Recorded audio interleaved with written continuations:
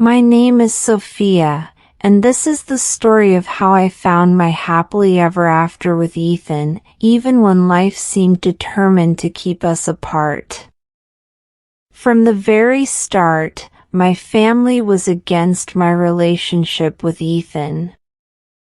They thought his family background didn't match ours, and they were convinced I would suffer if I stayed with him.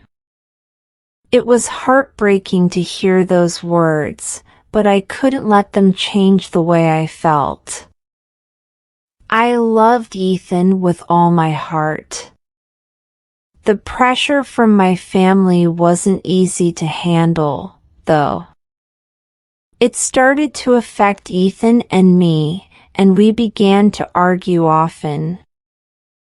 I would ask him, "Ethan, how deep is your love for me?" I just wanted reassurance, but Ethan wasn't great at expressing his feelings through words. He always showed his love through his actions, but at the time, I didn't understand that. My frustration grew, and I sometimes took it out on him. But Ethan was patient. He never complained or walked away. He just stayed by my side, silently enduring everything.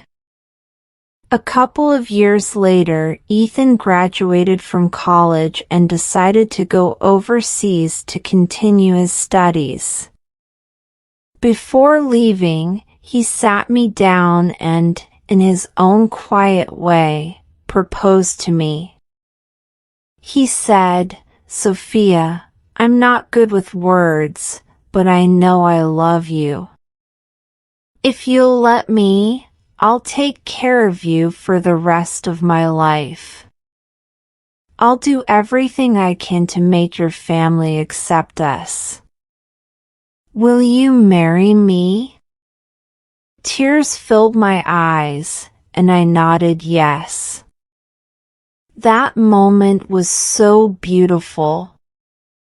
After seeing how determined Ethan was, my parents finally gave us their blessing, and we got engaged before he left for his studies.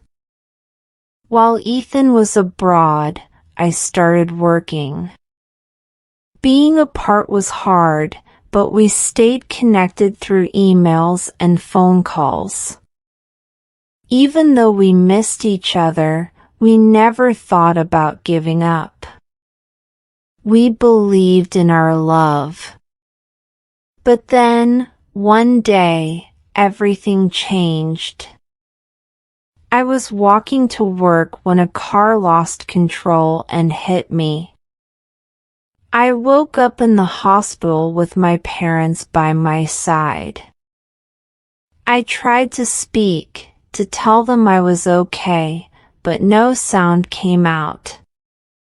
The doctors told me that the accident had caused damage to my brain, and I had lost my voice. I couldn't believe it. My world felt like it had shattered. Back at home, everything seemed the same, but it wasn't. Every time the phone rang, it felt like a knife to my heart because I knew it was Ethan. I couldn't bring myself to tell him what had happened. I didn't want him to feel burdened by me. So, I made the hardest decision of my life. I wrote him a letter telling him I couldn't wait for him anymore, and I sent the engagement ring back. I cried as I sealed the envelope, feeling like I was breaking both our hearts. Ethan tried to reach me after that. He sent so many letters and called countless times, but I didn't respond. My parents decided to move us to a new town to help me start fresh.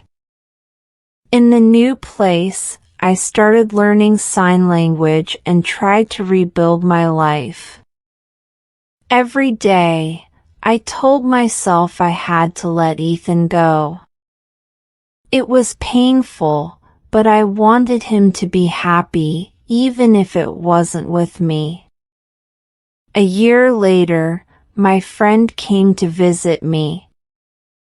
She told me that Ethan had come back, but I begged her not to tell him about me.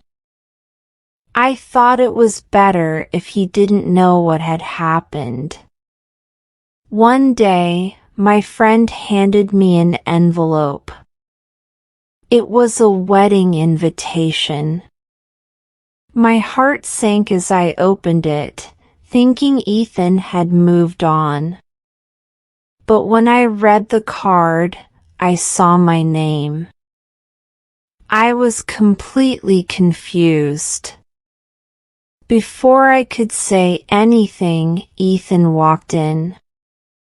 He stood in front of me and started using sign language. He said, "Sophia, I spent the last year learning sign language so I could talk to you. I never stopped loving you. I've always kept our promise. Let me be your voice. I love you." Tears streamed down my face as he slipped the ring back onto my finger. In that moment, I knew that Ethan's love for me was real and unshakable. He had done so much just to be with me. Now, as I look back on everything, I realize how lucky I am to have someone like Ethan. Love doesn't need fancy words. Sometimes, actions speak louder than anything else. Ethan taught me that true love is about standing by each other, no matter how hard things get. And for that, I'm forever grateful.